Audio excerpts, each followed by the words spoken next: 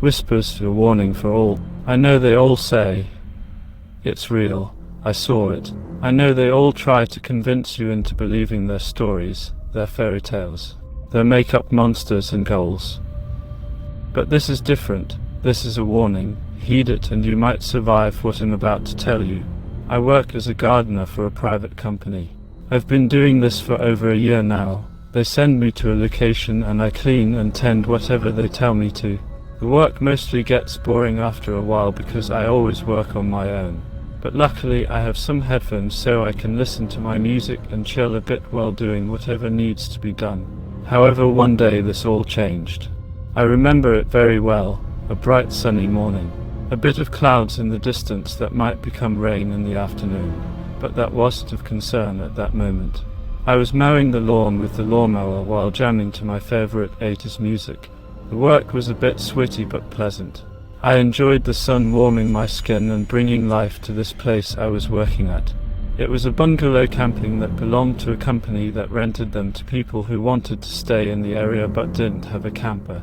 For those who don't know, bungalows are a type of shack but more modern and a bit bigger.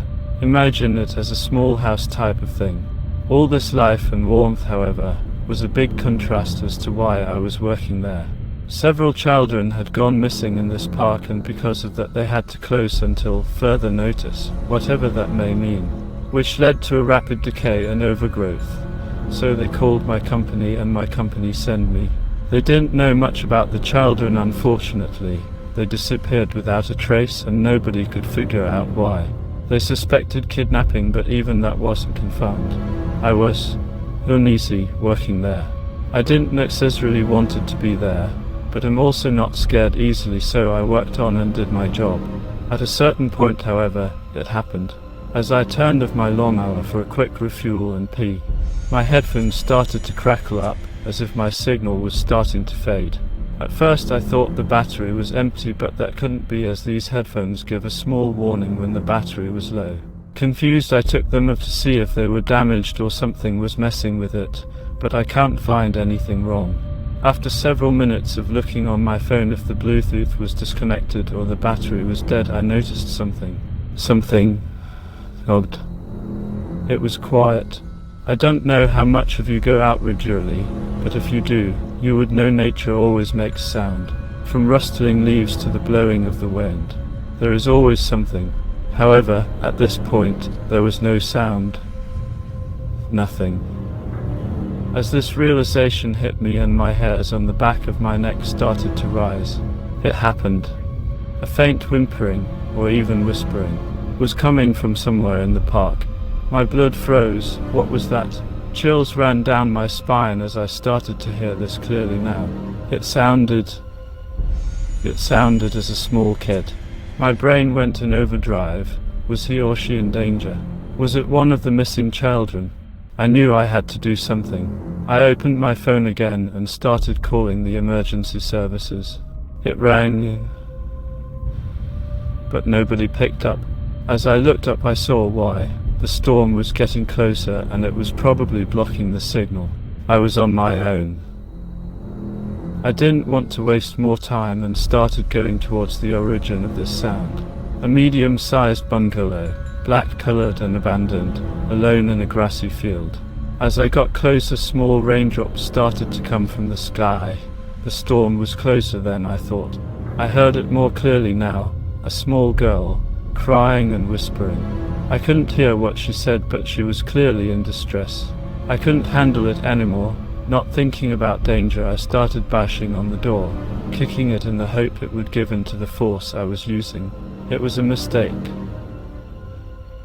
The moment I started banging on the door, I heard a loud crying scream and something heavy falling. I was so mad about myself. I should have looked through the windows first. Loud heavy footsteps came towards the door. I dashed out of sight, running for cover to the side of the building. I could hear the door crack open slowly, along with heavy breathing of what seemed to be a large male. Some coughing and the door slammed shut again. Did he think it was nothing? Was this the alleged kidnapper of those children? Hadn't he noticed me while I was working in the park? My heart rate went down again, not much, but a bit. I knew I had to do something, but I had to be more careful now. I slowly rose from my duck position and started peeking through the windows as I walked around the house. Empty room, empty room, empty room, empty room. It was abandoned. Had I gone crazy? Too much time in the sun? I was questioning my every sense when it started again. Whispering, whimpering, crying. Softer this time, as if it was muffled. I wasn't crazy, it was too real. And scared or not, I had to save this girl. I gathered all my courage. I knew it was stupid, but the urge of rescuing this girl was bigger than it all. I ran towards the door, with all my force, not stopping whatsoever. Bang! The door flew open as I crashed into the house. Barely holding my balance, I rushed forward. "Come out!" I screamed. "Come out, you sick fuck. It'll show you what happens when you do this type of things." I rushed through all the rooms, kicking the doors down, one by one. Yet, empty, empty, empty. I was stunned, nailed to the floor. Was this real? Once again, no one was in this house, even though I could have swore that they were. But the whispering had fallen silent again, not a sound to be heard. However, I heard a small crackle, a door opening. I turned around and saw a door that I missed while rushing in. As my blood froze again, it slowly opened, but no one was there. As in a trance, I walked towards the room, not knowing what mistake I was making. It was a bedroom, a normal simple bedroom. A closet, a bed, a nightstand and a window. Empty, once again. Had the wind pushed open the door? That couldn't be, as there was no wind inside. I looked around and noticed. My God. Even thinking about it. I noticed claw marks on the walls. They started out as small ones, the size a fighting child would have made, but they grew larger in size as they progressed, leading to the closet. As my eyes fixated on this simple, two men-sized closet, my heart stopped. It started opening slowly, very slowly. It was almost pitch black inside, but as it opened there got more light inside, revealing a small child standing in it. She was sobbing, tears running down her face as she whispered, "Sorry." The closet, now fully opened, revealed this girl, and the pale, distorted face looking over her shoulder. It was the face of an old woman, but looked like it was melting. The flesh barely hanging on her face, her lips so weak, revealing the rows and rows of sharp teeth in her mouth, going all the way to the back of her throat. Her eyes black as ash, with no life in it. I could only stare at this monster as it rose to its full length. It was kneeled when in position behind the girl, but as it stood up it had to bow down to fit in the room. It had a long neck, as pale as her face, going into a distorted body.